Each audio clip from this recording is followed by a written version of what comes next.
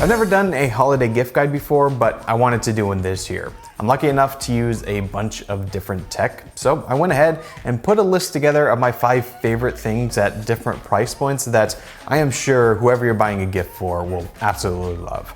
So I've got the fireplaces lit, I've got the Santa hat on. Let's go ahead and do this.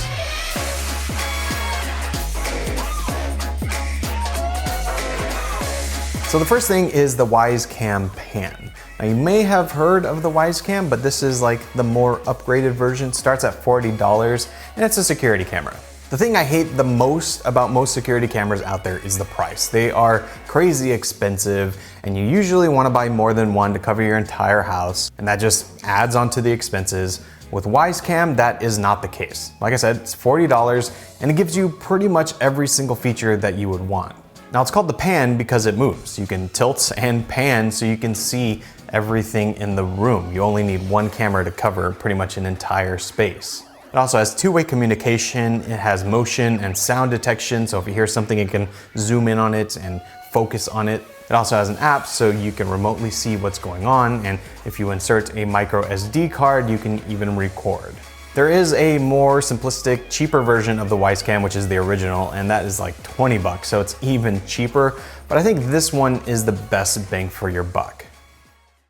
So next is the Cove Speaker. Now Cove reached out and wanted me to check this out because I got an awesome deal on this, and normally I'm a little hesitant on speakers, but this one is actually great. So this is called the Commuter, and besides having great sound quality, which I'll talk about more in a second, it's also small, which I like because you can take it with you.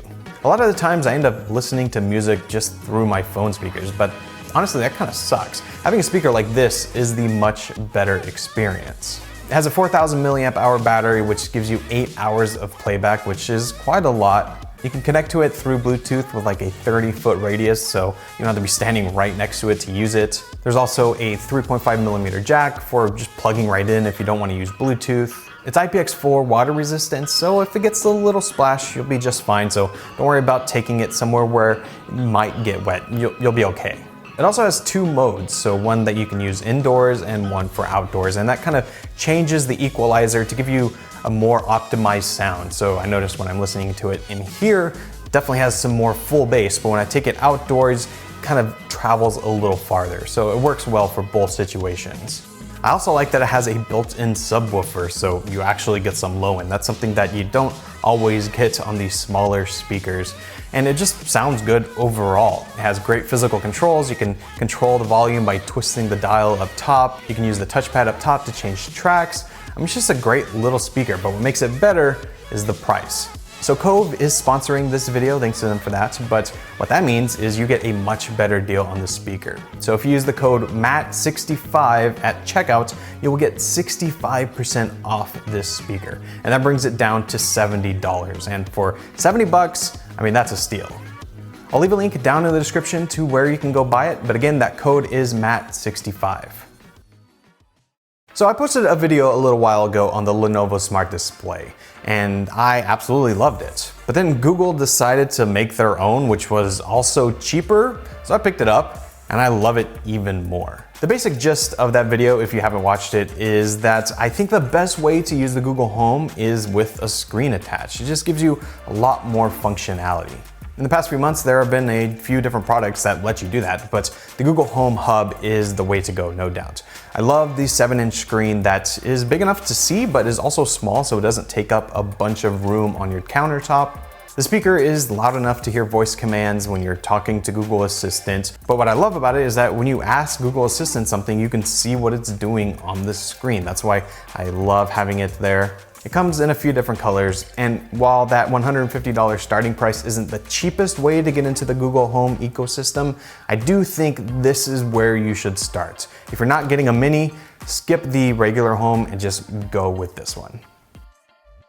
I've been wearing the Apple Watch Series 4 since it came out. I absolutely love it. It's definitely, the best smartwatch you can get. There's no doubt about that.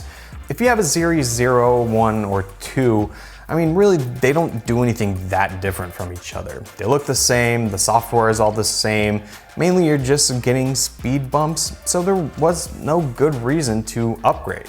But now with the Series 4, you have a much larger display, you have a much faster processor, And it's the first time where you look at the watch and you're just like, yeah, this is how it was meant to be.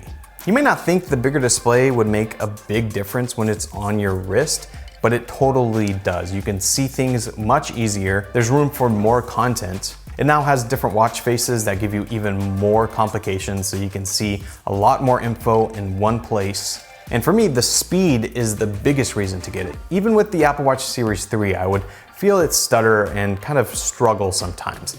I don't have that with the Series 4. This is the Apple Watch to get.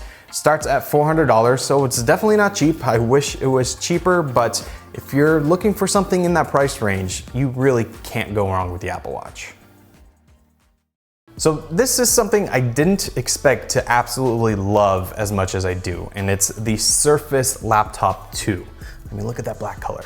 So this computer doesn't really do much different than most laptops on the market, but it's that hardware that I think really sells it. It has one of the most unique designs of any computer right now. That Alcantara on the inside feels great. It's nice and soft to the touch. It's better than just bare metal on your wrists when you're typing. The trackpad is responsive. The keyboard, I think, is one of the best keyboards I have ever used, especially on a laptop. I absolutely love typing on this. I've typed all of my notes for the past week on this laptop. I love it. Pair that with a great 3x2 screen, which I happen to like way more than a 16:9 display, especially if you're on the web. You just get way more content vertically, and that's personally something I like. But that screen looks great with great colors, and it is a great touchscreen. I'm not totally sold on the whole laptop touchscreen thing, but it has it and it works really well, so that's what matters. Now you may remember I did a video on the Surface Go a little while ago, and I did not like that product. I thought it was bad. I still think it's bad. And the main reason for that is software. It just didn't feel like it had enough power to power full Windows. The Surface Laptop though, it doesn't have any of those issues. It flies, it's fast, it's responsive. Everything I have thrown at it so far works really well. It starts around $1,100, and for the holidays I've seen it on sale, so be sure to check that out. I'll leave links for everything down below, by the way. But I went ahead and opted for the i7 model, and I have had zero issues using this computer.